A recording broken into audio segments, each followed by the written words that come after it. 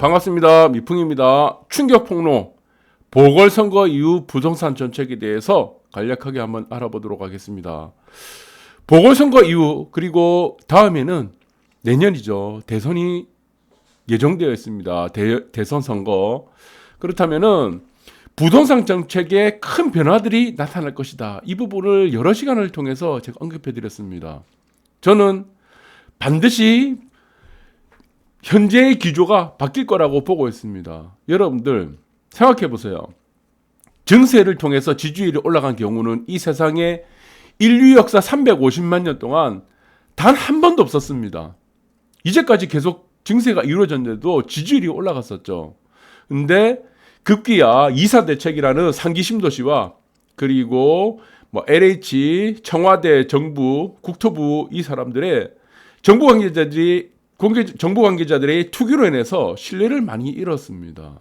이런 부분 때문에 특히 증세 이런 부분들이 이제 보궐선거에 영향을 만약 미친다 그런다면은 여기서 만약 참패를 한다 그러면은 남아있는 카드는 딱 하나다. 무엇입니까? 저는 감세 정책으로 무조건 돌아선다고 보고 있습니다. 감세 정책. 여기에 살을 걸 것이다. 저는 이렇게 보고 있는 거죠. 자세한 내용을 한번 보도록 하겠습니다. 자, 저는 근거가 있습니다. 종합부동산세입니다. 여기서 종부세라 그러죠. 종합부동산세 추이를 보니까 박근혜 때까지는 1조 원대였습니다. 그런데 현재 5조 원대까지 끌어올렸어요. 증세를 통해서. 이렇게 증세를 끌어올렸는데도 현재까지 지지율이 고공행진을 하고 있었는데 이제 지지율이 떨어지고 있다. 그러면 남아있는 대선에서는 어떻게 할 것이냐? 앞으로도 증세를 계속 이어갈 것이냐? 이거 바보도 아니죠. 이거 바보가. 현 정부 여당은 바보가 아닙니다. 여기서 가장 목매는 이유가 있는 거죠. 왜 증세를 이렇게까지 했냐는 겁니다. 그 이유는 저는 이렇게 보고 있습니다. 임기 초에 일자리 상황판에서 찾을 수 있다는 겁니다. 문재인 대통령이 취임을 하고 나서 일자리 상황판을 굉장히 강조했죠. 그 일자리 상황판을 강조를 하면서 국민들한테 일자리 300만 개를 만든다는 공약을 했습니다. 그래서 많은 젊은이들이 여기에 동조를 하고 지지를 했었는데 결국에는 그 일자리 상황판은 없어졌죠. 그리고 정부에서 추진하는 일자리는 무엇이었습니까? 공공일자리였습니다. 그리고 공무원이었죠. 공공일자리라는 이 저급한 일자리, 양질 일자리 아니고 저급한 일자리 그리고 공무원 증원을 통해서 손쉽게 일자리를 만드는 정책을 쓰다 보니까 1년도 안 돼서요. 300조 원을 그냥 날려버렸습니다. 300조 원. 우리가 4대강 22조 원하고 비교가 안 되는 돈을 단 1년 만에 날려버렸습니다. 굳고 있는 돈을 다 날려버렸어요. 그리고 이전 정권에 박근혜 정권이 갖고 있었던 공무원 연금 계획을 통해서 곳간에 다 쌓아놓는 돈까지 다 날려버린 겁니다. 이 돈들을 어떻게 만까지 칠 겁니까? 거기서 머리를 짠 게 무엇이냐? 아파트 값 올려가지고 종부세 걷자는 겁니다. 종부세 대상을 확대시키자는 거죠. 그리고 그 종부세 대상을 확대시키려면 어떻게 됩니까? 공시지가 올려야 되죠. 결국에는 서민들까지 다 피해를 보게 만드는 거죠. 네, 그러면은 내가 증세를 할 때 내가 세금을 더 많이 낸다고 한다면은 나한테 돌아오는 뭔가의 보상이 있어야 되는데 이 보상이 없다는 겁니다. 전혀. 부자들이 1,000만 원에서 2,000만 원 세금 내는 거 그렇게 두렵지 않아요. 그런데 서민들이 10만 원에서 20만 원 세금 더 내는 거는 굉장히 부담감을 느끼게 됩니다. 그래서 지금 현재 지지율이 떨어지는 이유가 되는 거죠. 이번 달에 올해 있었던 2021년 공시지가는요. 전 국민을 대상으로 한 공시지가입니다. 이 재산세는. 그래서 반발이 크다는 겁니다. 그래서 보시면은 종합부동산세가 전체 세금에서 차지하는 비율이 너무 낮다는 겁니다. 이 비율을 높이려고 했었는데 이게 안 되는 거예요. 한계가 있습니다. 한계가. 가장 많이 내는 세금은 법인세죠. 이번에 글로벌 법인세 최저치를 지금 상정한다고 했습니다. 미국을 중심으로. 그럼 법인세는 픽스가 된다고 하더라도 이 종합부동산세 이 공시지가를 올려서 올리는 것들은 한계가 있다는 것을 이제 알게 된다는 부분에서 시작해서는 종합부동산세 이제 세금 올렸다. 공시지가 올려봐야 지지율을 까먹게 된다는 것을 이제 인식하게 된다는 겁니다. 그래서 이게 원위치 할 수밖에 없어요. 정부 여당에서는. 왜? 대선에 무조건 참패하거든. 효과는 하나도 없죠. 보십시오. 2조 원에서 3조 더 걷어갖고 무슨 효과가 있습니까? 지지율만 다 까먹지. 대선에 필패만 하는 전략밖에 안 되는 겁니다. 그러면은 이 효과가 없는 증세 정책을 그냥 폐기할 수밖에 없다는 겁니다. 그래서 제가 여러 시간을 통해서 계속 방송했던 게 이 부분입니다. 그래서 이번에 종부세 대상은 종부세가 많이 나왔죠. 이거는 일회성이라는 겁니다. 일회성. 그래서 여러분들이 잘 보시기 바라고, 공무원 제가 말씀드렸습니다. 공무원 그렇게 일자리 만든다고 공무원만 늘렸는데 18만 명 늘렸어요. 그런데 이 공무원의 월급하고 연금은 무엇으로 돈을 줍니까? 국민들의 세금입니다.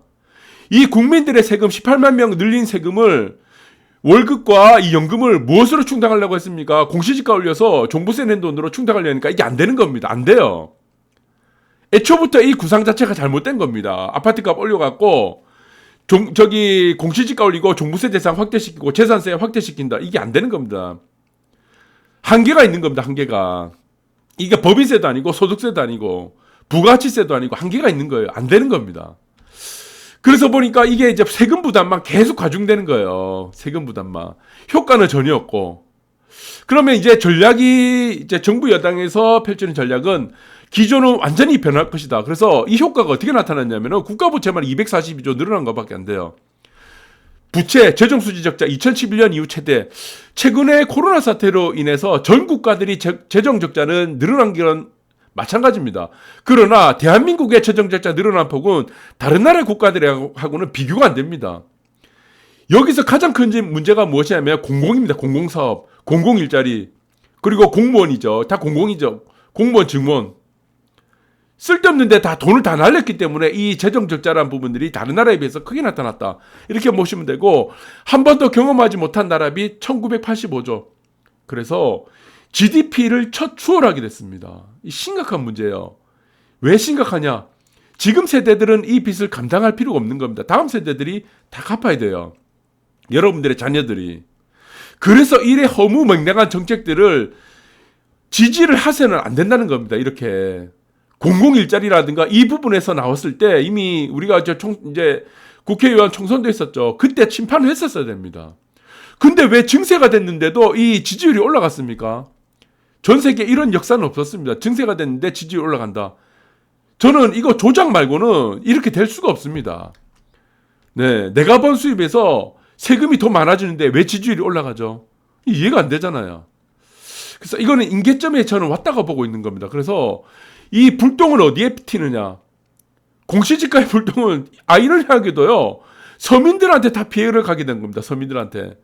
엉터리 공시지가 비판 불붙자 정부 적절한 산정 조목조목. 그러니까 이 종부세 대상을, 종부세 종합부동산세죠. 종부세 대상을 늘리려고 하다 보니까 억지로 공시지가를 올려야 되는데, 이 공시지가를 올리는 가장 피해는 아이러니하게도요, 지금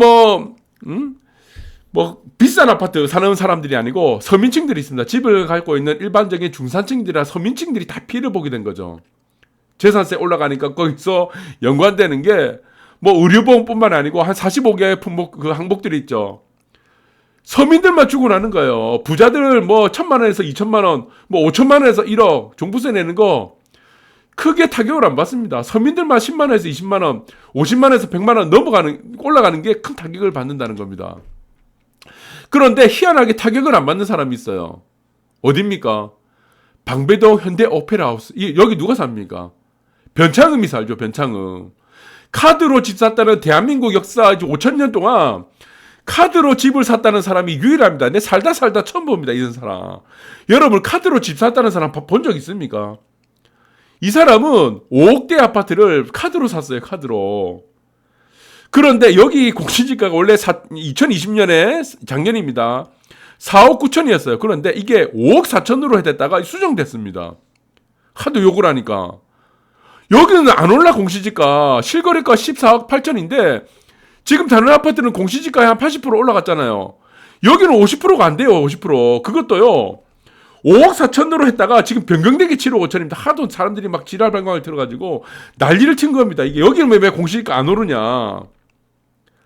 이상하다는 겁니다. 강남에 유일한 아파트예요. 이 변창흠 사는 곳만 이 공시지가 안 오릅니다. 안 올라.